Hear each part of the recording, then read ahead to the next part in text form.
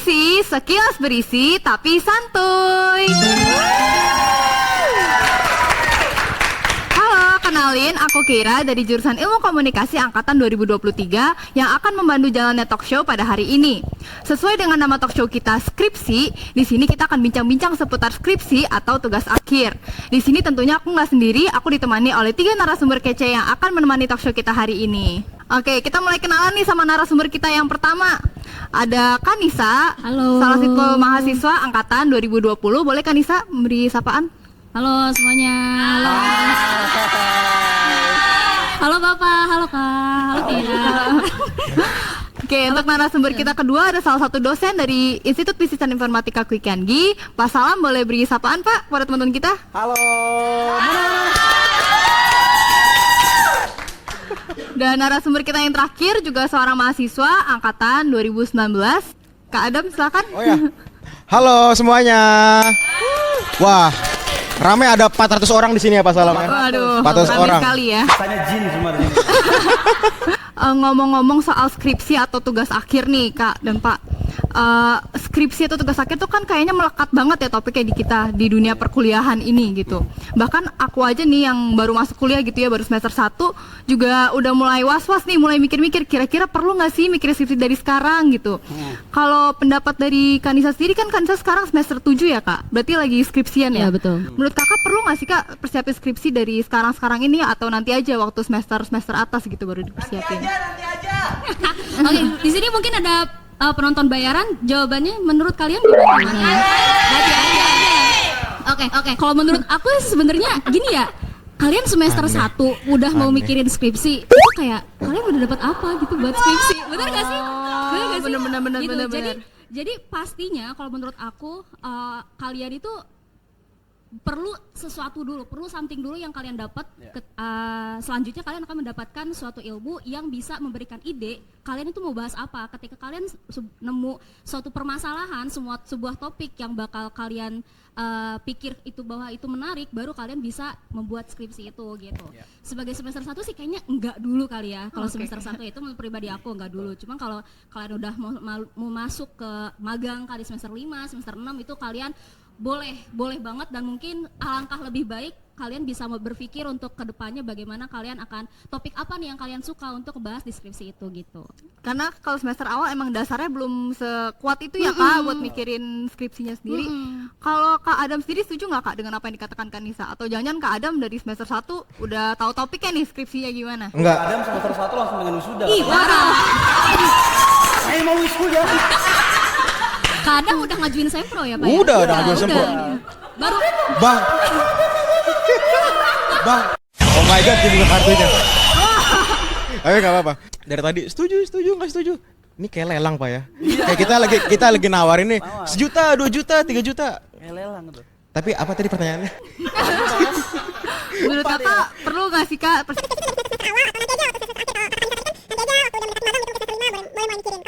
Kak Adam sendiri gimana? Kalau menurut saya waktu itu jadi pada saat maba mungkin sama kayak Kanisa, pengen nge-explore kampus dulu, kayak oh ini ada teman-teman, ada tongkrongan baru segala macam. Jadi nggak kepikiran untuk memulai skripsi. Makanya mulainya pada saat setelah magang gitu. Yang tadi kata Pak Salam bohong ya kalau dari semester 1 ya. Jadi makanya kalau saya tuh pengennya explore dulu aja, lihat-lihat dari senior yang ada kayak apa sih kendala mereka, apa sih yang mereka cari gitu. Bukan langsung bikin gitu. Jadi ngeliat contoh dulu. Pengalaman dulu gitu. Gitu. Kakak sendiri kalau nggak salah karena jurusan teknik informatika ya Kak. Iya. Jadi skripsinya tuh bentuknya project ya Kak. Betul, bentuknya project. Jadi jadi kasarnya tuh kayak project tapi yang ada laporannya gitu. Ada yang ada laporannya gitu dari awal, dari latar masalah sampai kesimpulan itu ada. Makanya mungkin yang jurusan TI itu mereka ada nge-stuck di bab 4. Kan skripsi kan ada bab-babnya ya. Nah, termasuk saya di bab 4. Aduh. kakak lagi. Iya, karena project itu sulit banget gitu.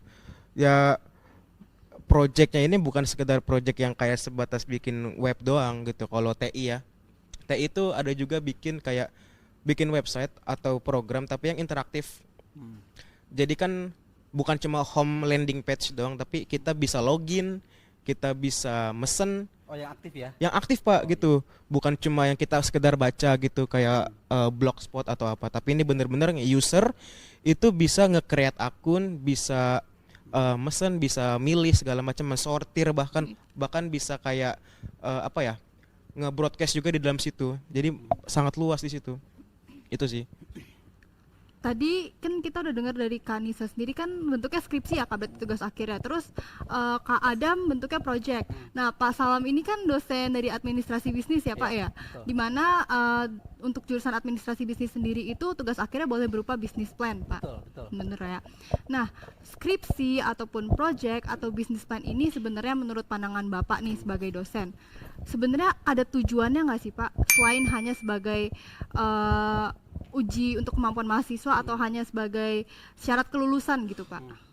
Sebenarnya skripsi itu kan salah satu bentuk pembuktian gitu. Iya. Kita itu sebenarnya layak nggak sih disebut sarjana? Misalkan kayak skripsi gitu kan. Skripsi itu kan ibaratnya kayak kalian melahirkan satu penelitian yang menjadi bukti bahwa kalian itu benar-benar berpikir gitu. Jadi kan kenapa sih kalian harus dihajar sama dosen pembimbing gitu, dihadapkan dengan kenyataan hidup sampai kalian mengalami gangguan mental. Aduh. Mental apa? Udah ada pengalaman Dibuka-buka Pak, sampai nih, gila, Pak. Pak? Udah ada mahasiswa yang sampai gila belum? Saya sampai nggak bisa tidur.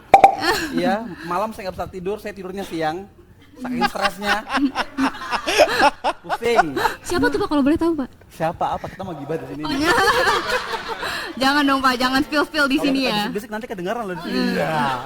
Kan skripsi S-nya spill Pak, gitu. S-nya spill Pak di sini. Atau enggak salam juga bisa. Maksudnya nama bapak gitu.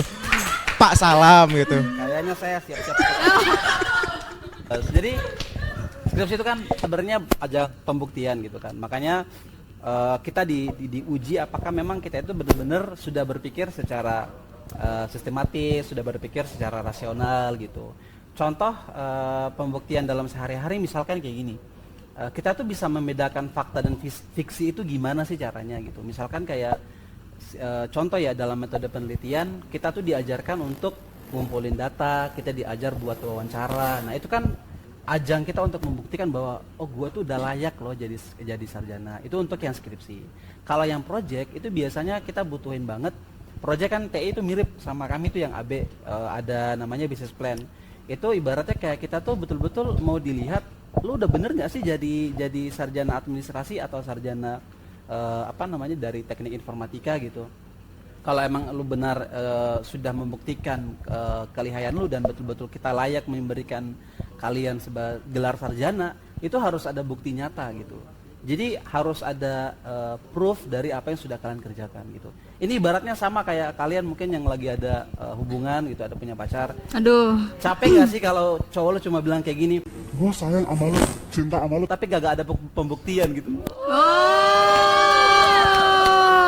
Nah, dunia akademik itu membutuhkan pembuktian kalian dalam bentuk benda atau bentuk pemikiran gitu. Makin naik levelnya makin berat ya tantangannya gitu. Jadi kayaknya mungkin tradisi skripsi, business plan, project dari bikin website dan seterusnya itu kayaknya nggak bakal hilang deh.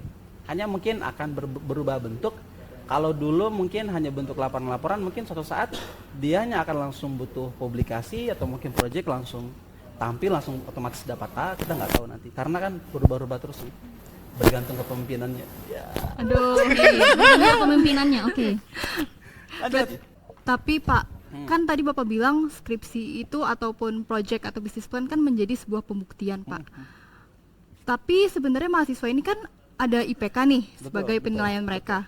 Kenapa sih Pak IPK itu belum cukup untuk membuktikan? Kenapa harus tetap ada tugas akhir gitu? Bukan hanya lulus berdasarkan IPK aja. Karena coba deh kalau aku tanya sama Kak Disa atau Kak Adam, kira-kira pengen gak sih Kak kalau misalnya lulus dari IPK doang, gak usah gitu ngerjain tugas akhir? Gimana tuh Pak? Iya, Anda butuh nggak? Sebenarnya kalau aku jujur belum kepikiran sih masalah kayak Bentar, mohon maaf nih. Oh iya silakan.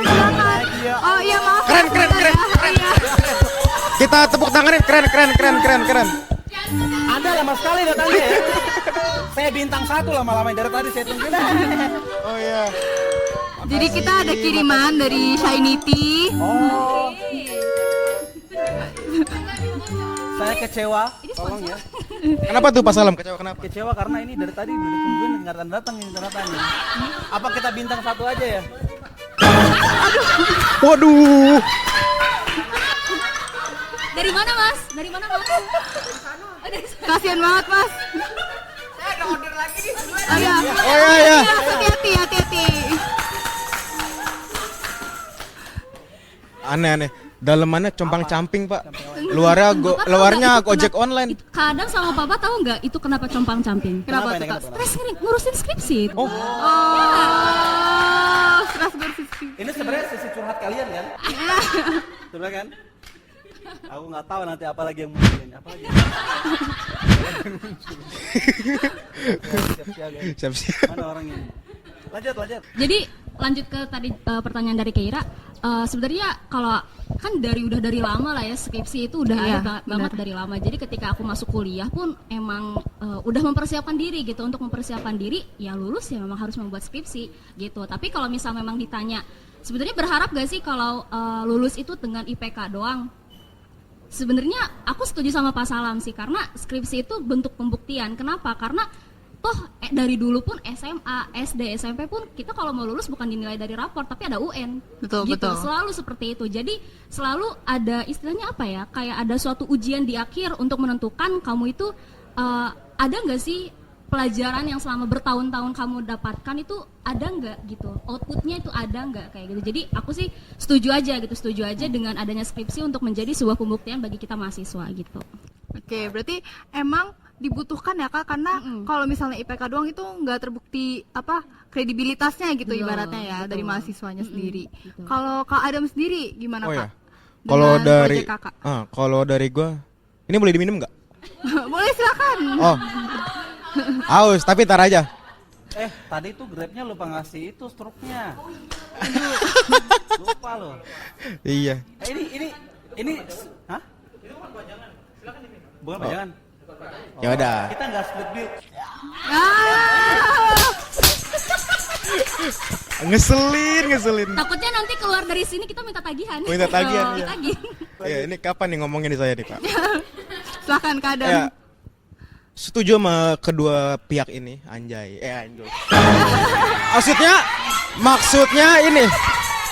Maksudnya ini Halo Pak Joko Susilo, tolong ini bacanya. saking excited ya Pak gitu, kayak setuju sama Pak Salam dan Nisa soalnya. Saya belum ngasih pendapat ya. Oh ya, pendapat sebelumnya. Kayak selain jadi bahan buat penguji kita, banyak loh hal yang ketika skripsi itu nggak diadakan lagi, itu faktornya ke lingkungan banyak Pak. Contohnya apa? Joki skripsi. Oke.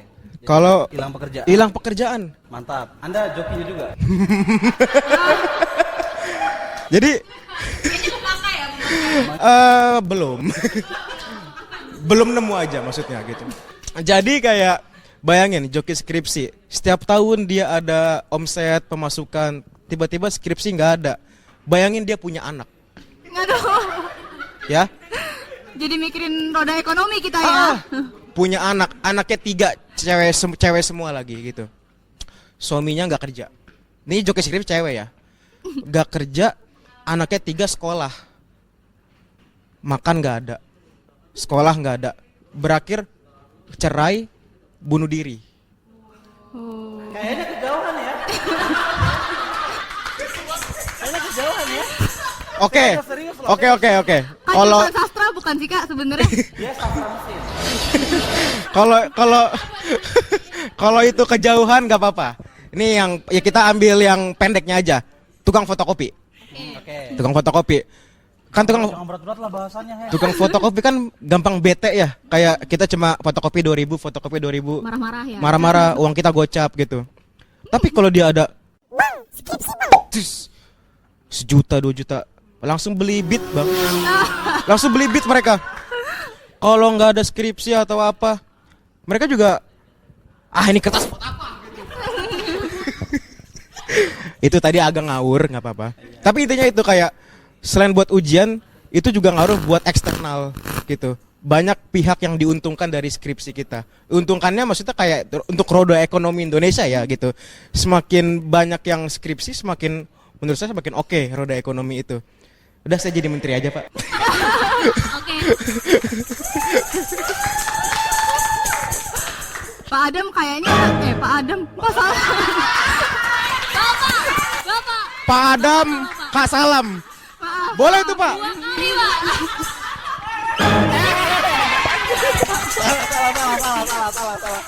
Salah. Maaf Pak. Salting loh.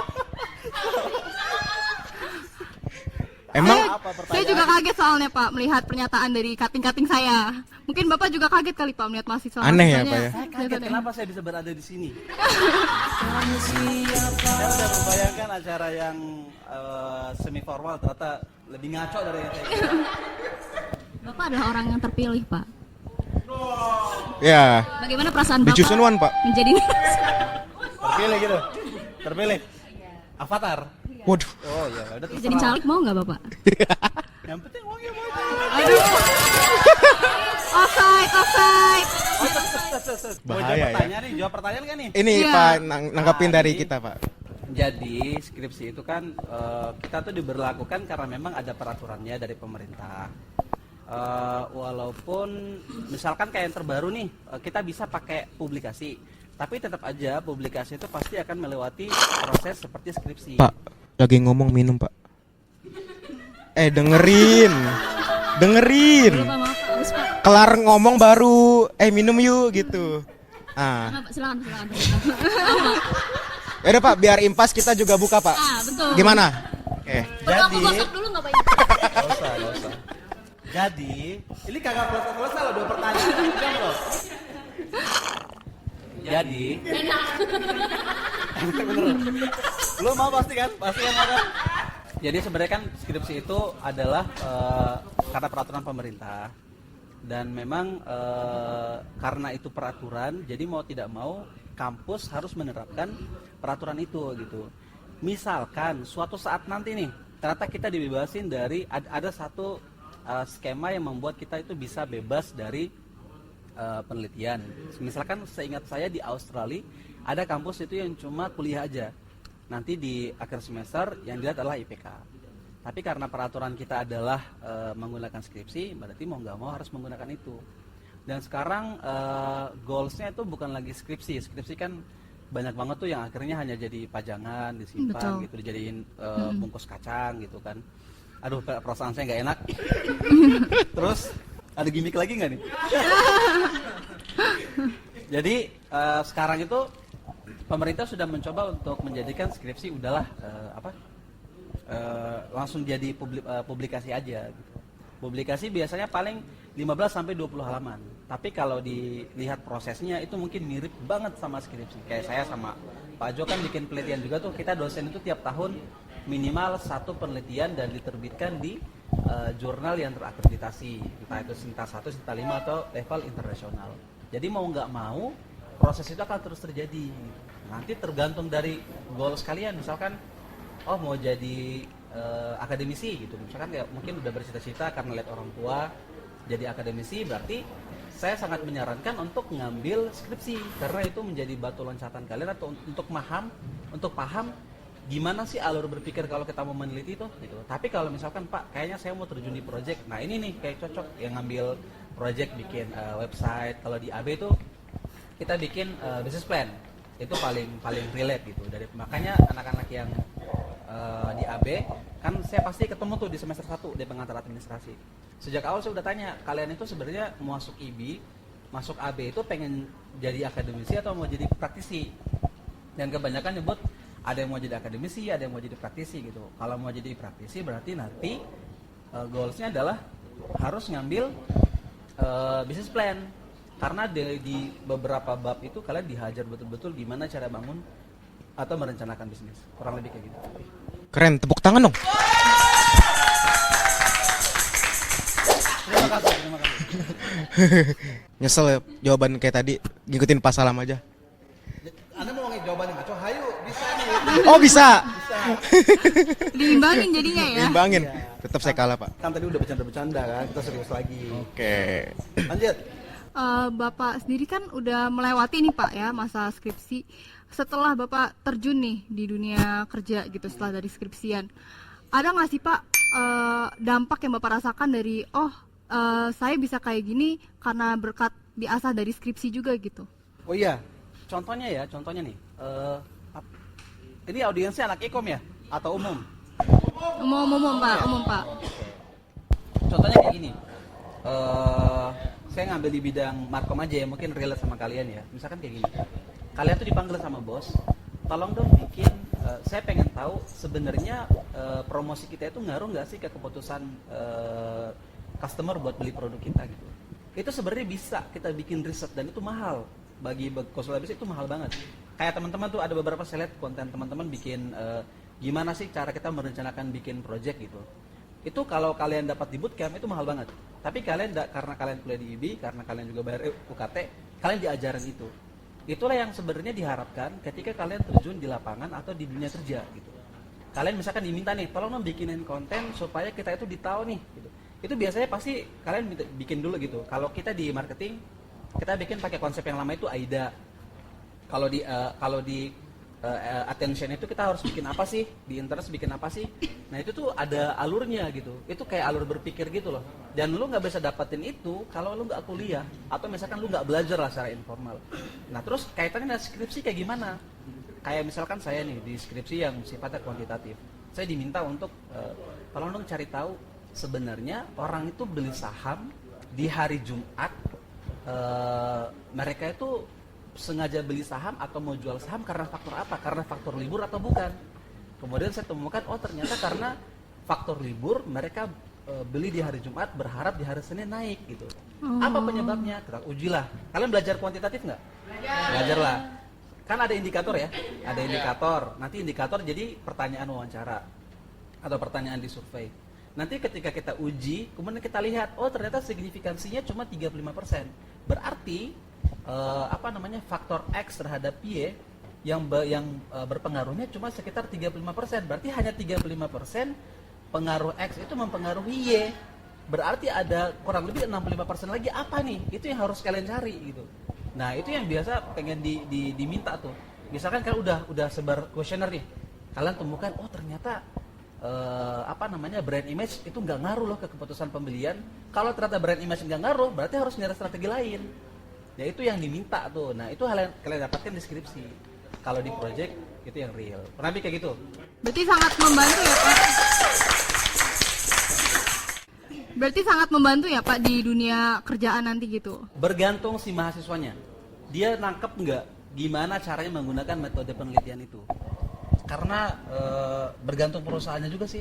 Ada perusahaan yang kayak nggak peduli, bodo amat. Tapi dari pengalamanku ada satu mentor saya itu ketika dia nanya sesuatu dia pasti akan minta cobalah lu teliti dulu gitu, cari tahu. Memang sih dia lulusan Harvard, emang pinter.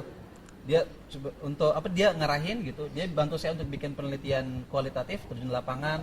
Bahkan sampai kita pernah bikin FGD untuk tanya-tanya gitu. Itu kualitatif di e-com biasa ya, nanya gitu. Nanti kita simpulkan lah. Dan akhirnya syukurnya waktu itu berhasil karena kita tahu. Karena kita coba cari tahu kenapa sih orang nggak mau beli produk kita. Ternyata pada saat itu mereka nggak belanja produk kita karena mereka ngalihin ke produk asuransi. Kenapa? Karena pada saat itu musim pemilu. Nah customer kita ini khawatir jangan sampai ketika mereka jor-joran belanja ternyata nggak laku. Nangkep nggak ya? Ini udah pusing di skripsi, kita bikin kali ini nggak bisa santuy. Tapi Pak sebenarnya di Indonesia ini kan kita lihat banyak ya kayak influencer gitu misalnya, mereka tuh juga nggak sarjana tapi bisa sukses juga gitu. Jadi menurut Bapak sendiri sebenarnya orang yang menerima gelar sarjana itu masih bisa dihitungkan kredibilitasnya nggak sih Pak? Masih, tapi memang tadi pertama garis bawahi dulu mengenai kesuksesan ya. Setiap orang kan suksesnya beda tuh. Kayak misalkan di daerah, bagi orang di daerah sarjana itu kayaknya salah satu indikator kesuksesan deh. Tapi bagi orang-orang di perkotaan kayaknya itu bukan lagi jadi faktor kesuksesan gitu. Jadi sebenarnya sarjana perlu nggak sih? Kalau menurutku ya, kalian mau sarjana, mau S2, mau S3 itu kayaknya bukan jadi apa ya, bukan sesuatu yang harus jadi patokan sukses atau enggak, tapi karena kita itu adalah manusia berpikir, jadi mau nggak mau kita harus kuliah gitu. Misalkan nih misalkan kalian udah kuliah nih, terus tiba-tiba pengen belajar lagi, monggo silakan, namanya juga kita mau belajar kan, belajar terus gitu biar kita nggak bosan, namanya juga kita hidup pasti pengen. Tapi ada juga yang nggak suka belajar, nggak apa-apa gitu. Yang penting skripsinya selesai. Tolong tadi ada request, dia minta sekian kuesioner. Link questionnaire skripsi di bawahnya. Iya. Nanti kalian tolong di blok ya. Bisa di report kan? Iya. Linknya Enggak kan? dong, Iya. Pak. Atau enggak isi secara ngasal aja ya Pak ya? Iya, isi Iya. biar tidak terdistribusi. Menyengseng-sengseng. Itu tidak boleh seperti itu, Pak. Makanya Bapak ada karma tadi. Iya. Oh, iya. Allah. Berarti Kanisa ini Absurd, Kak, sekarang absurd. kayaknya lagi struggle banget ya Kak sama kuesioner. Apa gimana nih Kak? Ini bakal nonton, nanti di sini tuh ada instruksi, dia pengen diisi gitu kan. Pokoknya isi ngasal aja nggak apa-apa gitu kan. Paling nanti dia pesen sendiri, betul 5 semua gitu. Nanti di bagian 2 nanti 1 semua. Pas uji distribusi nggak normal. Nanti aku ke kampus kayak tadi pakai baju compang-camping itu. Saking pusingnya. Pusing deh. Iya, kebetulan sekarang lagi proses penyebaran kuesioner. Kebetulan ada lebih dari butuhnya gitu ya. Aku butuhnya 300 lebih. Jadi tolong teman-teman yang nonton link kuesioner. Sekarang udah berapa emang? Sekarang udah ya 20. Aduh. Masih butuh banyak ya ternyata. Walaupun semua akun dia ini sih. Iya. Kakak ngerasa stres banget nggak sih Kak waktu ngerjain skripsi itu? Karena kalau aku yang aku denger nih biasanya skripsian itu prosesnya stres gitu. Apa ya, ada yang sakit mental apa ya tadi kayak kata Pak Salam itu. Kalau Kakak Kanisa sendiri ngalamin nggak sih Kak stres itu?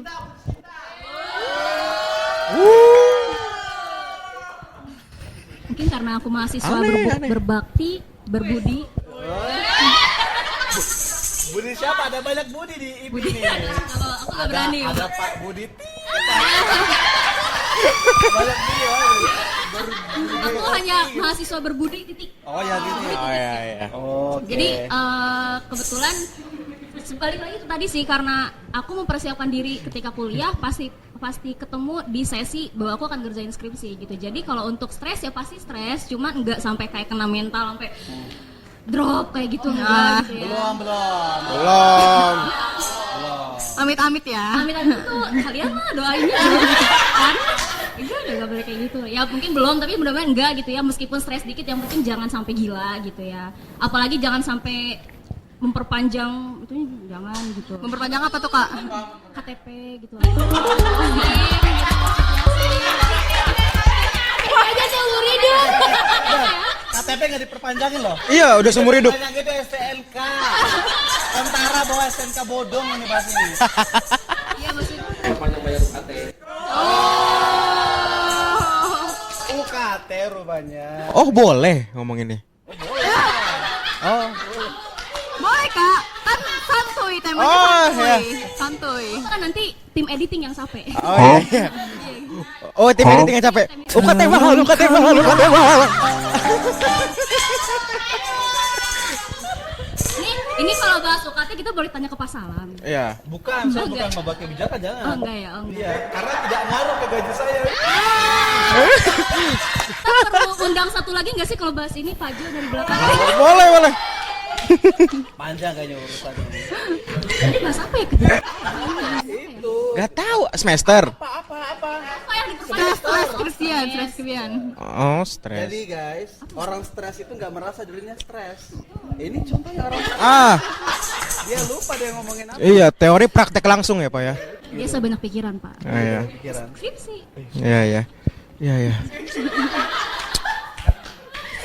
Ya intinya gitu sih, tadi bahas kuesioner ya, pokoknya stres so pasti gitu ya. Cuman ya mungkin teman-teman di sini juga gitu kan yang lagi yang lagi ngerasain gimana caranya gimana ngejalanin. Jangan ketawa loh, jangan ketawa. Atau musik tadi bukan sih ini tadi.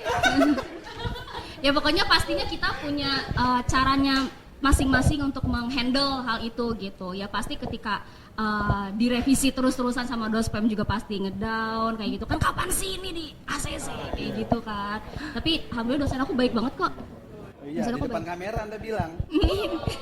Di belakang kamera baik banget gitu maksudnya. Iya, Suzon Pak, Suzon. Dosen aku mah ganteng.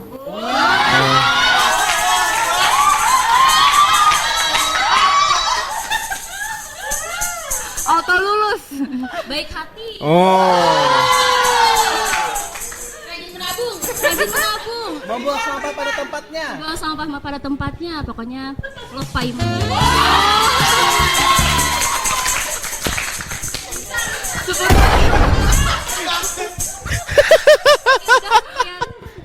Berarti kakak nggak ada rasa kesel nih sama dosen pembimbing kakak sama sekali? Enggak dong. Enggak boleh, kita dosen pembimbing itu membantu kita untuk menjalani skripsi kita. Wah, benar. Betulkah Pak Jo? Betul. Ini Pak Imam pas nonton Pak Salam sendiri juga dosen pembimbing skripsi bukan Pak? saya bimbing skripsi 2, bimbing BP 2 apa 3 ya? 3 kalau nggak salah. Jadi ya gitulah, masalahnya mahasiswa itu sebenarnya kadang kayak kehilangan pace gitu loh. Jadi misalkan nih kayak saya udah minta minggu depan ya gitu kasih report lagi, terus tiba-tiba hilang gitu, terus seminggu hilang, 2 minggu hilang gitu. Hilang beneran? Diculik maksudnya. Jadi biasa kan gebetan kalian yang ghosting ya.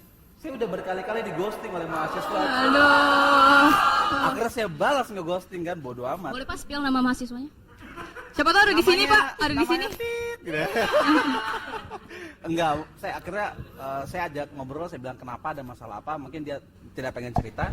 Akhirnya bimbingan lagi sekarang gitu. Jadi kayaknya masalah terbesar kalian itu apa sih? Apa motivasi atau apa sih? Kayaknya semangat sih Pak. Semangat. Kadang ya males tuh, merasa males ya sebenarnya. Kenapa malas? Sebenarnya Kenapa? ketika Oh iya, ini semester 9 Oh nih dari iya, tadi. betul. Diam aja, ada kenapa sampai semester 9? Oke. Ya, males Dia bener. akan lulus dengan predikat memuaskan. Sangat memuaskan, maaf. Sangat puas 9 semester. Apa ya? Males iya. Dan ketika males mungkin dibantuin pada saat itu. Dibantuin tapi dalam arti kayak Joki. Hah? Aduh. Joki. Beda Kak. Beda. Kayak misalnya kayak Jadi Pak Jo tahu ya, kami orang timur itu segala sesuatu yang rusak dipukul biar benar. Ada pemikiran yang rusak kita akan pukul sampai benar. TV rusak nih, pukul. nyala. Otak yang rusak gimana nih Pak? Kita pukul. Nyala. Mama timur itu nonton TV itu pegang parah. Ya, balik lagi ke tadi apa faktor males ya. Dan jujur pada saat semester 7 sama 8 kan teman-teman gue juga pada mulai skripsi. Jadi ada temennya sebenarnya gitu. Tapi karena mereka juga nggak bisa dihubungin dalam artian tuh kayak kita mau nanya nih. Mungkin kalau mau nanya ke dospem kamu Pak, ini gue buyar ini Pak. Jadi ke distract ini. Pak, gue pengen sekali-kali serius gitu Pak, kayak Pak Salam Pak. Apa? Misalnya kita mau ngejapri teman kita, mau nanya tentang prosedur penulisan atau apapun, mereka juga nggak bisa dihubungin karena mereka juga ada urusan masing-masing, gitu kan? Itu udah nggak dong. Jadi kayak males pertama, kedua itu jadi nggak ada yang bisa dihubungin segala macem. Terus ke distract sama hal-hal kecil justru. Ke distract hal-hal kecil kayak ya seberapa sering sih kita megang HP gitu. Gitu. Ya kan? Notif bebek gitu. Enggak ada sih. Enggak ada. Putus gara-gara project ini Kak, jangan-jangan. Jangan kan putus belum jadian. Oh. Iya. Iya. Pertama males, kedua nggak ada yang bisa dihubungin. Nah, ketiga ini yang distraksi kecil-kecilan ini kayak sosmed segala macem. Tapi anehnya giliran ngebantu diri sendiri tuh nggak bisa. Tapi ngebantu teman lain. Kayak cara bikin daftar, maksudnya dia nggak ngerti cara bikin daftar table gitu. Saya bantuin, saya ayo aja, tapi untuk diri saya sendiri nggak bisa. Nggak juga. Cowok atau cewek? Cewek sih. Malah extend. Cuak. Ya gitu aja sih intinya sih kayak gitu. Banyak hal-hal kecil yang mengganggu gitu. Iya. Sebenarnya ya kalau saranku ya, aku tuh skripsi ngerjain waktu itu kalau nggak salah 2 bulan, kalau nggak salah ingat 2 bulan proposal, 2 bulan hasil. Kualitatif karena waktu itu kualitatif plus saya meneliti di tempat saya magang karena kan udah tahu masalahnya tuh. Karena udah tahu masalahnya, memang beresiko meneliti di tempat magang itu kita tuh akan diserang karena kita meneliti sesuatu yang tidak bebas nilai. Jadi kalau meneliti kan kita tidak boleh terpengaruh, tidak boleh ada kepentingan di situ kan. Makanya penyakit sebagian mahasiswa itu kalau ditanya gini nih, kenapa kamu meneliti di sini gitu. Padahal kan sebenarnya jawaban ketika penguji nanya kenapa kalian meneliti di sini, itu jawabannya adalah satu, fenomena gap. Fenomena gap itu maksudnya ada fenomena yang terjadi nih, gaji udah tinggi tapi kok produktivitas turun. Atau misalkan karyawan sudah dibuatin SOP nih tapi kok banyak yang melanggar gitu. Itu yang kita pengen tahu. Bukan jawaban yang paling sering diberikan anak-anak itu karena saya magang di situ. Itu udah pasti penguji langsung itu nyecar kalian tuh. Nah, kalau waktu itu saya karena kebetulan dapat masalahnya, akhirnya saya lihat di ACC lah oleh penguji. Karena pada saat itu juga yang spesialisasi tata naskah dinas itu hanya 1 di kampus saya dan itu pembimbing saya. Kalau tesis, kalau saya nggak salah 2 bulan proposal, 3 bulan hasil. Karena pada saat itu memang beratnya di kuantitatif adalah di bab 1 menurutku ya. Kuantitatif itu beratnya di bab 1 karena pasti akan dihajar bab 3 dan bab 4 itu ngikut kok gitu. Apalagi di bab 4 itu kan cuma menjelaskan apa yang kita temukan gitu. Kuncinya menurut saya adalah satu, benar support system. Support system itu perlu, harus ada yang ngedukung gitu kan. Apalagi terus kemauan dari kalian sendiri gitu. Kalau kalian nggak bisa ngambil langkah-langkah yang besar, kenapa nggak ngambil langkah-langkah yang kecil gitu. Misalkan kayak kalau saya tuh megang prinsip ada satu pepatah Arab, berjalanlah maka kamu pasti sampai. Misalkan maksudnya kayak gini. Kalau misalkan kalian pengen ke kelas tapi kalian nggak gerak sampai nggak akan sampai gitu. Tapi karena mau tidak mau harus kita berjalan, jadi walaupun sedikit, 1 hari itu harus ada progres, nggak boleh didiemin. Karena once kalian udah lewatin seminggu itu untuk ngebangun, ibaratnya kayak dalam diri kalian kan ada bara api, bara semangat tuh. Kalau bara itu udah kalian diemin seminggu, itu bangkitin lagi tuh setengah mati. Betul. Jadi setiap hari itu harus ada progres. Pokoknya kalian nih kemana-mana itu yang wajib kalian bawa adalah laptop.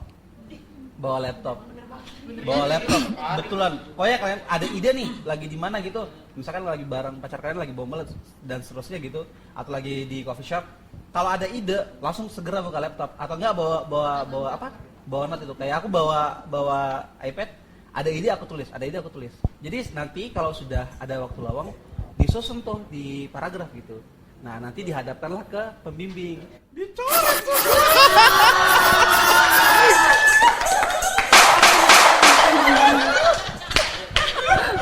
Boleh nggak sih aku nanya sedikit aja?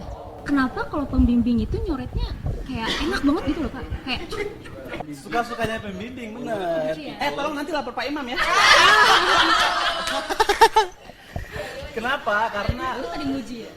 jadi manusia itu bahagia tuh butuh hormon endorfin. Nah, hormon endorfin itu bisa didapatkan lewat olahraga, melepaskan emosi. Jadi saat mengoreksi tulisan kalian itu ada 2 yang keluar, yaitu gaya antara kesendirian dan emosi yang keluar.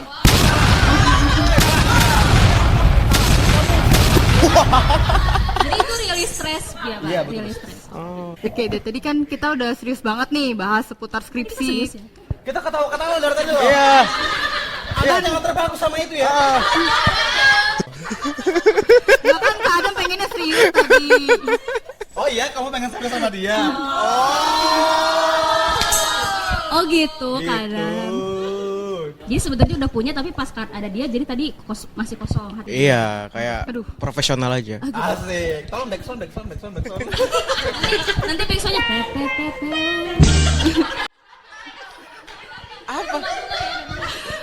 Editornya banyak titipan ya. Banyak sound yang baru, ngapain yang lama kayak gitu? Ada itu TV-nya TV tahun berapa? Broadcasting. Oh iya. Broadcasting Jaya. Sekarang saatnya kita ganti segmen ke segmen penelitian dadakan.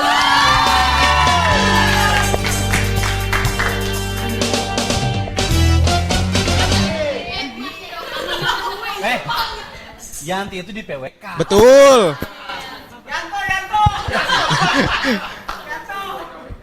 Oke, izin aku jelasin dulu ya mengenai segmen penelitian dadakan ini. Yang kayak itu gimana? Ah, Aduh, Pak.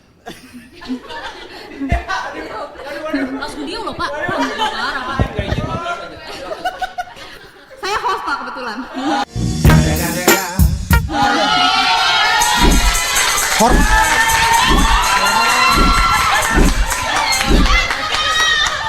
Untuk anak ilmu komunikasi. Butuh saya ini mungkin, Pak.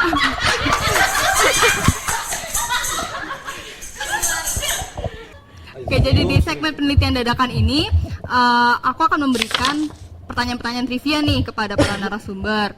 Dan kalau misalnya setelah aku bertanya bisa tulis jawabannya di kertas yang sudah disediakan. Nanti kalau udah waktunya ditunjukin jawabannya bareng-bareng dan yang jawabannya benar dapat poin. Oke, siap. Oke. Oke, kita mulai dari pertanyaan pertama ya. Apa satuan terkecil dari suatu materi? Boleh dituliskan jawabannya? Materi apa nih? Materi apa? Mundur biar saya nggak bisa lihat. Bukan biar fair kan. Nanti bilang Pasal tahu jawabannya karena ada di belakang posisinya gitu. gitu kan. Takut kelihatan begonya nih gimana nih? Gak apa-apa Kak, tulis aja sebisanya. Nggak apa-apa begonya.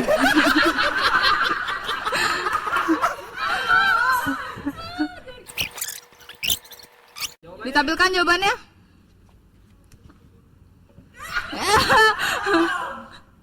Oke, jawaban yang benar adalah jawaban Pak Salam atau Terima kasih. kita lanjut ke pertanyaan kedua.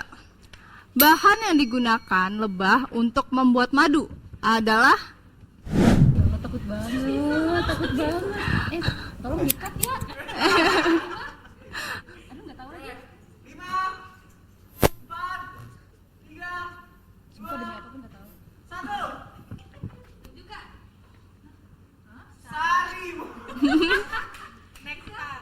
Oke, jawaban yang benar adalah nektar. Jadi 1 poin untuk Kak Adam. Oh my god.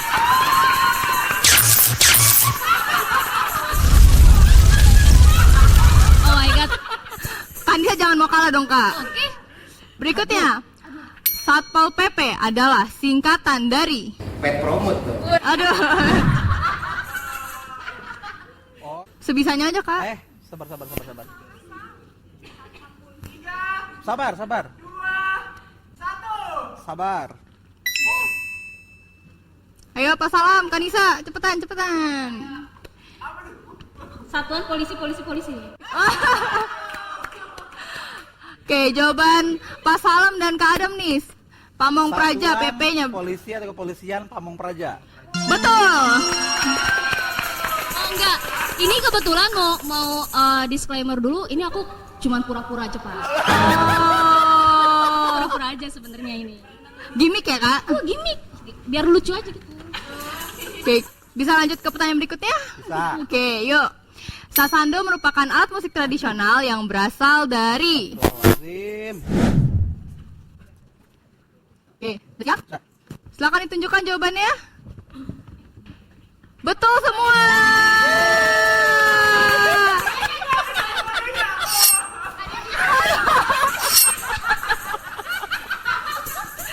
Ini poinnya tambah 1 lagi nggak sih? Bonus. Oke, pertanyaan berikutnya. Astagfirullahaladzim. Kapan Hari Pendidikan Nasional diperingati?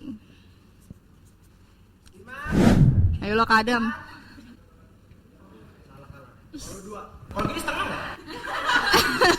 Berarti yang benar jawabannya Kanisa 2 Mei. Nah, ini pertanyaannya gampang banget nih, kalau nggak tahu parah. Bumi berputar pada porosnya setiap 1 kali berapa jam?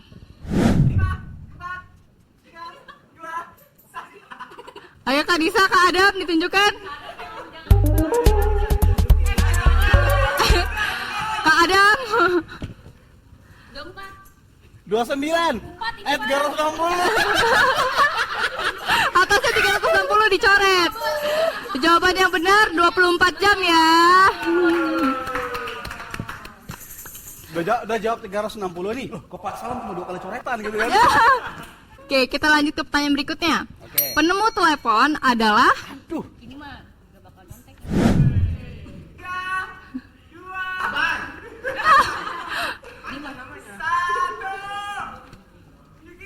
Ayo Kak Adam. Betul semua. Pertanyaan terakhir nih. Benda mana yang lebih berat? Kapas 10 kilo atau besi 10 kilo? Udah selesai semua menulis? Gak ada sama berat. Betul semua. Karena sama-sama 10 kilo. Jadi pemenangnya siapa?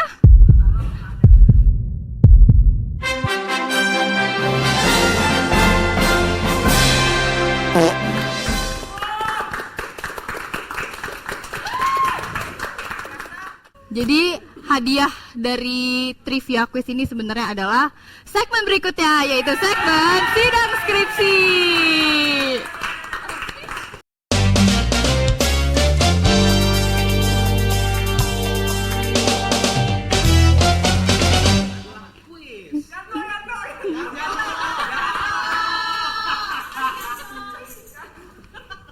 Jadi biasanya kan kalau sidang skripsi itu dosen yang nanya-nanya ke mahasiswa.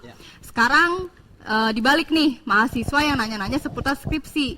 Jadi kita udah ngumpulin beberapa pertanyaan dari mahasiswa dan kita akan nonton bersama-sama nanti video-video pertanyaannya. Mohon nanti bantuannya Pak Salam, Kanisa dan Kak Adam untuk menjawab pertanyaan-pertanyaannya ya. Kita mulai dari video pertama. Hai, perkenalkan aku Chelsea Lorencia. Pak Ibu, aku mau nanya nih, dosen pembimbing itu biasanya diberikan dari siapa? Kita yang milih sendiri atau sudah ditentukan oleh dosennya? Terima kasih. Oke, terima kasih Chelsea untuk pertanyaannya. Mungkin ini pertanyaannya untuk Pak Salam berarti ya Pak. Dosen pembimbing itu dipilihin atau mahasiswa yang pilih sendiri sih Pak sistemnya?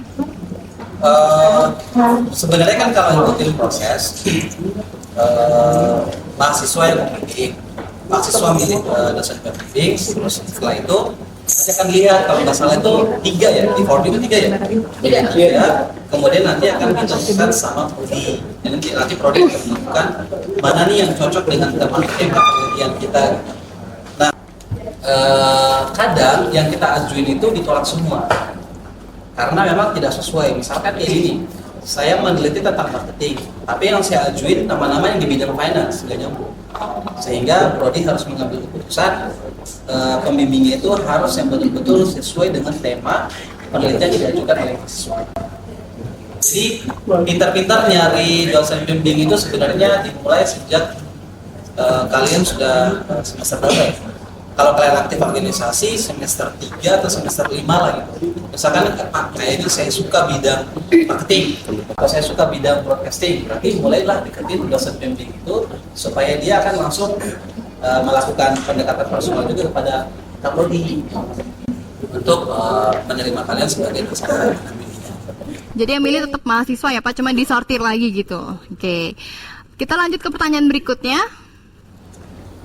Hai, perkenalkan nama saya Olivia. Di sini aku mau nanya sama Bapak atau Ibu, cara ngerjain skripsi itu kayak gimana sih? Soalnya kan yang saya tahu itu kan skripsi itu kan kayak banyak pelembarnya gitu. Terus udah gitu kayak susah banget ngerjainnya sampai-sampai kayak banyak yang stres sama skripsi. Mohon dijawab ya.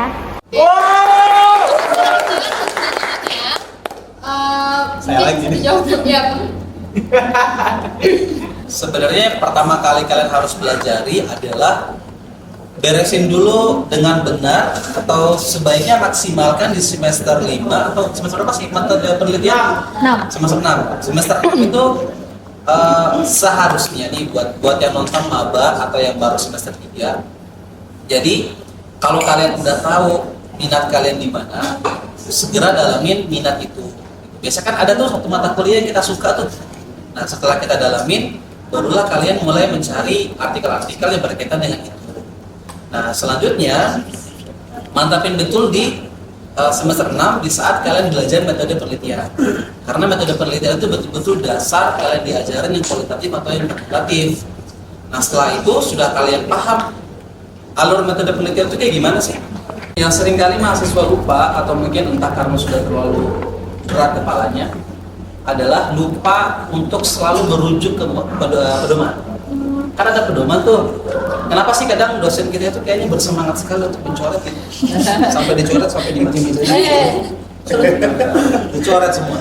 Karena yang sering saya lihat, yang kadang saya lihat karena nggak sesuai pedoman gitu. Misalkan kayak ini nggak sesuai pedoman, ini nggak sesuai pedoman nih. Kalau saya pribadi, biasanya saya akan konsen dulu ke isi. Gitu. Misalkan kayak teman-teman dari mahasiswa AB itu apa sebenarnya yang pengen kamu sampaikan? Udah tuangin dulu semua di situ. Nanti belakangan baru kita fokus ke pedoman. Gitu. Tapi ada juga dosen yang konsen dulu di pedoman, baru nanti kita fokus ke isi. Jadi ya begitulah. Yang penting semangat lah, tetap berprogres. Cari teman, jangan sendiri capek. Betul. Oke, terima kasih Pak. Kita lanjut ke pertanyaan berikutnya nih. Halo, nama aku Clarence. Kalau aku namanya Maureen Fania Binoto, Jurusan administrasi bisnis. jurusan manajemen. Aku mau nanya kepada Bapak dan Ibu, kenapa di setiap jurusan itu skripsinya beda-beda jumlah babnya? Sampai nanya nih, manajemen, kenapa cuma deskripsian?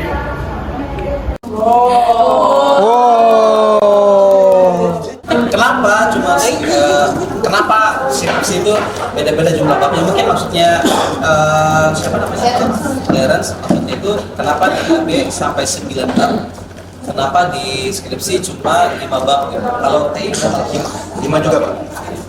Karena di AB itu kalau di business plan itu betul-betul dibahas pilarnya AB, yaitu ada marketing, ada SDM sampai bagian keuangan. Yang paling seru itu di bab 7 bagian keuangan. Jadi business plan itu kalian diminta untuk jelasin bisnis yang pengen kalian bangun itu kayak gimana sih. Dan semua itu dibahas sampai di bab terakhir kalian itu akan membahas tentang analisis dan dampak dan risiko dari bisnis yang kalian bangun. Itu yang membuat dia beda. Makanya sebenarnya kalau di waktu pengalamanku S1 terapan, kita tuh business plan itu bertiga, nggak bisa sendiri, sama kayak project atau project sih berapa? Kalau di itu berapa? Kita maksimal 3. 3, sama kayak kita 3, karena harus ada konsen ke finance, konsen ke marketing, sama konsen ke organisasi, jangan sampai malah jadi kesulitan. Terus kenapa skripsi cuma 5 bab? Karena memang secara umum seperti itu. Di metode di artikel pun modelnya seperti itu. Jadi misalkan kayak pendahuluan, ada tinjauan pustaka, lalu ada metode penelitian. Nanti di bagian terakhir itu ada hasil dan pembahasan, lalu ditutup dengan kesimpulan. Jadi itu ngikutin alur artikel yang diterbitkan di jurnal-jurnal mau nasional atau internasional, seperti itu modelnya. Memang dari sananya ya Pak ya. Jadi sabar-sabar ya yang anak manajemen. Kenapa cuma manajemen? Ya itu kan aturannya kayak gitu. Kalau gitu kita bisa lanjut nih ke pertanyaan berikutnya. Oke. Halo, saya Averis Kristanza, jurusan Ilmu Komunikasi semester 7. Saya mau nanya, sekarang banyak AI yang tersebar. Kita tuh sebenarnya bisa nggak sih pakai AI ini untuk bikin skripsi, dan apakah valid kalau pakai AI? Terima kasih. Oke. Hidup AI. Terima kasih atas pertanyaannya. Tolong Pak Jo tandain mukanya. Yang mahasiswa dulu deh. Kalian itu biasa pakai AI nggak sih? Pengakuan dosa aku osok aduh. Jujur-jujuran aja Kak. Jujuran aja. Kalian biasa pakai AI nggak? Jujur aja nggak apa-apa. Aku sih pakai nggak ya? Insomnia, amnesia, pura-pura. Pak Imam. Ya jujur pakai, tapi kita tuh kalau aku carinya tuh ya untuk referensi aja Pak. Referensi. Ya gitu. Jadi kan kadang kan kalau nyari Google kan misal apa ya? Kayak jadi judul aku tuh tentang persepsi mahasiswa tentang politik kayak gitu kan. Jadi aku tuh mau nanya landasan apa ya yang perlu aku cari gitu loh, teorinya apa. Nah aku tuh biasanya cari dulu di AI itu, nanti kan si AI bilang biasanya itu teori agenda setting, teori ini yang dipakai. Nah nanti baru aku ke Google Scholar, nyari di bukunya apa kayak gitu. Cemen. Nyari buku di Google Scholar. Ada yang baru tahu jangan. Apa tuh Pak? Nanti lah. Oke. Kalau gue sama, tapi referensinya untuk yang landasan teori nggak sampai segitunya, tapi paling hal yang kecil sih kayak kan kalau gak tau ya di gue tuh abstrak ada 2 ya, Indonesia sama yang Inggris gitu sih. Nah jadi kadang kan kalau kita secara awam make Google Translate, translatannya tuh ngaco. Yang past tense apa, yang diterjemahin apa, merujuknya apa gitu. Cuma AI ini tuh dia tuh bisa nerjemahin yang secara benar. Jadi kalau di command prompt-nya, kalau cuma kita suruh tulis translate aja ya mungkin mereka agak ngawur. Tapi kalau misalnya kita tambah prompt lagi kayak misalnya translate tuh kayak apa ya, bahasa baku tuh apa ya bahasa Inggrisnya, kayak ya formal English gitu. Mereka akan ngikutin strukturnya gitu. Itu ngebantu sih. Tapi kalau untuk hal lain kayak misalnya di bab 3 misalnya untuk misalnya mencari bukan tema sih bahasanya. Misalnya kayak yang paling umum kan ada tuh orang kayak nulis dia di comment prompt, buatkan saya bab 1 sampai bab 3 skripsi dengan judul bla bla. Ada bla bla bla bla. Itu langsung nge-prompt semuanya gitu. Bab 1 enggak boleh ngomong kasar. Itu parah sih, maksudnya apalagi mereka pakai yang gratis. Kalau yang gratis itu kan limit ya, kayak bisa aja sama orang lain, jadi plagiarismnya bisa di atas 70% mungkin gitu kan. Makanya intinya adalah berbayar. Tapi bukan maksudnya berbayar kalian boleh pakai ChatGPT atau apa. Tetap kayak kan kalian ini ya ada buku yang kalian baca, tetap ambil dari situ gitu. Jangan cuma sebagai ngambil kutipan terus udah bukunya nggak dipakai lagi gitu. Pas di sidang ditanya mana bukunya, Pas ditanya mana bukunya, jadi dari ChatGPT Pak, kalau kayak itu gimana? nggak bisa. ChatGPT kayaknya nggak bisa nunjukin referensi. Coba.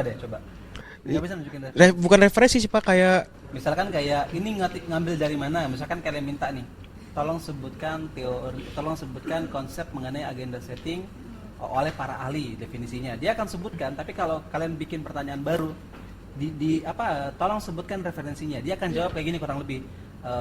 Saya mengumpulkan ini dalam beberapa artikel. Kalau Anda ingin menemukan jawaban yang lebih spesifik, silakan merujuk seperti Google Scholar dan lain-lain, ya kan? ya. Ada banyak AI sebenarnya yang bisa ngebantu kita. Kalau saya pribadi, karena saya lagi kuliah juga, iya makanya juga. Walaupun saya sudah lelah sebenarnya, capek juga kuliah. Beberapa tugas-tugas saya itu justru karena saya betul-betul blank, saya akan minta kalau kata teman-teman itu harus ada batu loncatan gitu loh. Ibaratnya kayak gue nggak tahu tuh cara menuju ke situ gimana gitu. Ya mau nggak mau saya minta bantuan AI, pakai ChatGPT. Tapi ChatGPT itu jangan dipakai mentah-mentah gitu, karena ada beberapa konsep yang dia nggak bisa jelasin. Dan beberapa kali nanti mungkin saya bisa tunjukin, ada beberapa itu yang saya mengoreksi AI karena dia salah nunjukin teori, terus saya koreksi. Saya bilang teori ini bukan keluar oleh ini tapi oleh ini. Dia langsung bikin saya minta maaf, saya melakukan kesalahan.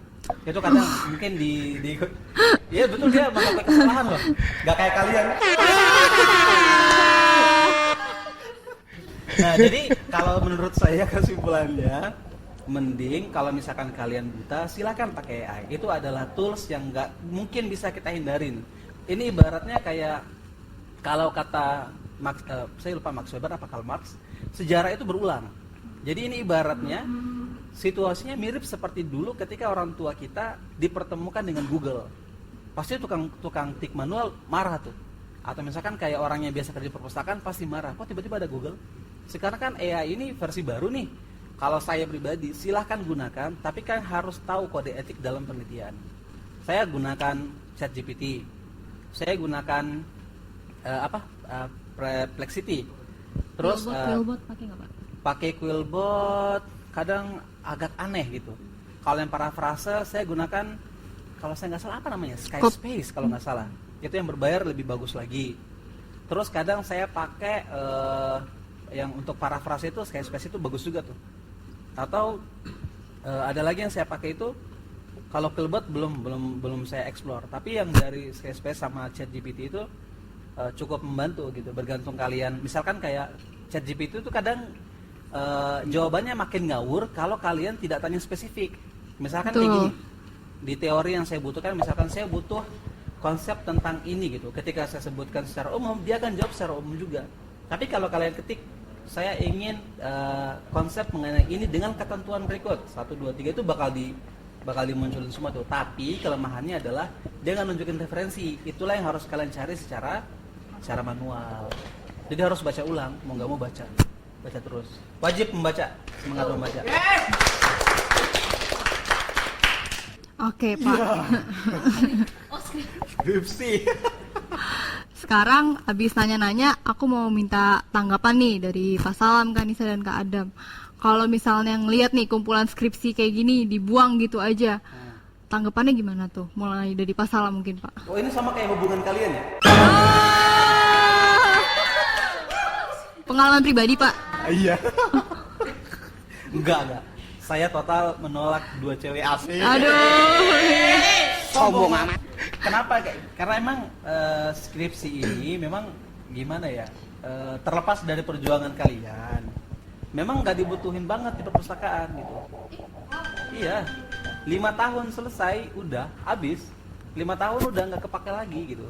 Maka sekarang pemerintah akhirnya lewat Kemendikbudristek itu mendorong supaya penelitian itu kalau sudah selesai kayak skripsi gini nih, sangat disarankan untuk langsung ke publikasi. Jadi nanti yang dikumpulin ke perpustakaan dan seterusnya itu bukan lagi yang kayak gini, tapi sudah kayak arsip digital atau penelitian yang sudah terpublikasi di jurnal nasional atau jurnal internasional. Karena emang ini buat apa? Buat memenuhin ruangan doang gitu. Dan sekarang udah mulai didorong supaya jangan kayak gini lagi. Kan sekarang kalian ngumpulin, tapi nggak tahu sih sekarang di perpustakaan gimana nih. Ya. Bergantung dari atas gimana, apakah dia mau hapusin sistem kayak gini atau enggak. Kementerian Jauh. kita mau perpanjang permasalahannya. Lanjut, dari teman-teman gimana? Kak Nisa dulu deh, gimana yang lagi skripsian nih, lagi struggle ngeliat hasil skripsi ditumpuk kayak sampah kayak gitu, gimana tuh, Kak?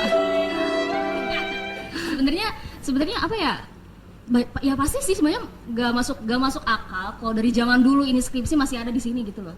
Gak masuk akal, ya pasti bakal dibuang gitu, ujung-ujungnya pasti dibuang. Terus apalagi ketika kita mengerjakan skripsi juga sudah ada ketentuan penelitian yang kita pakai juga 5 tahun ke belakang kan. Otomatis mungkin pastinya yang masih di keep itu adalah 5 tahun ke belakang. Cuman tadi juga setuju sama Pak Salam, setahu aku dari dosen pembimbing aku juga ketika udah ngumpulin skripsi itu harus dipublikasi langsung gitu. Kita harus langsung buat jurnalnya ya Pak. Iya, betul, langsung buat jurnalnya. Makanya itu kan jurnal itu kan lebih lebih ringkas kan Pak. Iya, lebih ringkas dari skripsi aslinya kan. Dan menurut aku itu jalan baik sih, itu jalan terbaik untuk saat ini yang gak mungkin kita menambah anggaran untuk menyimpan skripsi yang sekarang di kampus ini pun berapa ribu misal seperti itu. Iya. Sekarang juga udah apa-apa digital gitu kan ya, dimanfaatkan. Udah apa-apa digital. Jadi pastinya dari pemerintah dan kampus pun akan selalu ada adaptasi gitu untuk bagaimana menyelesaikan masalah ini gitu. Oke.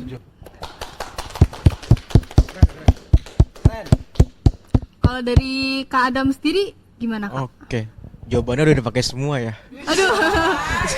Ya udah paling ini aja, kayak kan ini kan beberapa dokumen skripsi yang ada kan itu kadang ada hal-hal penting ya isinya, entah itu mencakup perusahaan atau hal yang kalian teliti. Kalau dibuang langsung gitu aja, ya takutnya jadi penyalahgunaan gak sih, kayak orang bisa perusahaan ini begini-begini gitu kan. Tapi nggak tahu sih gue juga belum tahu solusinya apa. Masa iya kayak gini harus dibakar gitu kan? Ketika udah 5 tahun harus dibakar gitu kan? Takutnya kan polusi juga, limbah juga gitu. Kalau misalnya diarsipin juga, ini mau sampai kapan gitu, numpuk semua gitu. Jadi ya paling benar kata Pak Salam sama Nisa gitu. Sudahi kayak hal-hal yang kayak begini ya. Jadi udah apa tadi nama istilahnya Pak? Publikasi di Enggak, tadi ngetes aja Pak. Kaget loh, saya lagi bengong. Ya maksudnya udah langsung publikasi aja gitu. Jadi kalau publikasi itu nama kita juga ada kan Pak ya? Ada. Itu jadi Portofolio. Publikasi muncul. Di LinkedIn juga bisa. Oh iya, kebanggaan juga buat kita. Kenapa enggak gitu. Jadi kita emang nggak bisa ngeliat dari sisi pendeknya aja ya. Oh skripsi sia-sia nih bikin, toh ujungnya dibuang. Padahal kan nanti juga diarsipkan, dan seperti yang dari awal tadi kita udah bicarakan ya, skripsi itu banyak tujuan lain. Maaf. Skripsi itu kan banyak manfaatnya ya, bukan hanya formalitas gitu dari yang awal tadi kita udah bahas. Untuk penutup, Betul sekali saudari panelis. Saya setuju dengan pemikiran Anda. oke, Ayo blank. Tepuk tangan dulu. Sepertinya Host. nular nih Pak, nular. kena karma loh. Kena karma. Ya. Oke, kita telah sampai di penghujung dari talk show skripsi kali ini. Mungkin saya sebelumnya mau mengucapkan terima kasih banyak kepada Pak Salam, Kak Nisa, dan juga Kak Adam karena sudah menyempatkan waktu ke sini. Mungkin sebagai penutupan dari Kak Nisa dulu, mungkin ada pesan kesan mungkin buat teman-teman mungkin yang lagi seperjuangan juga nih struggle sama skripsi kira-kira. Oke, sebenarnya karena ini sih yang aku notice itu adalah ketika di khususnya kampus IB ini sekarang kan udah bisa project ya, udah bisa project, anak Ilkom juga udah bisa project, ada juga yang ngambil skripsi. Sebenarnya kita tuh nggak ada loh, nggak bisa ngebanding-bandingin, lu project cemen, lu skripsi cemen, project dong, skripsi dong. Sebenarnya itu sih yang aku sering dengar saat ini ya Keira gitu.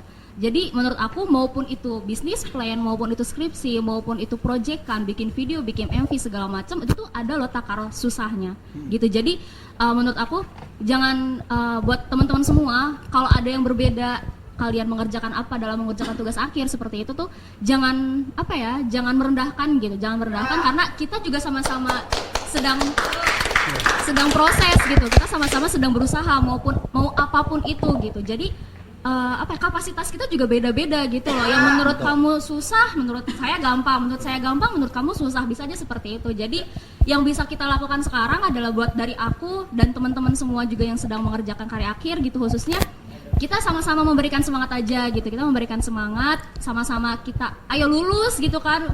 Ayo lulus, kerjakan dengan baik, berusaha untuk mendapatkan nilai yang baik gitu. Oke. Intinya saling support ya Kak. Oke. Kalau dari Kak Adam sendiri ada nggak Kak kesan-kesan yang mau disampaikan? Ada. Kameranya yang mana kameranya?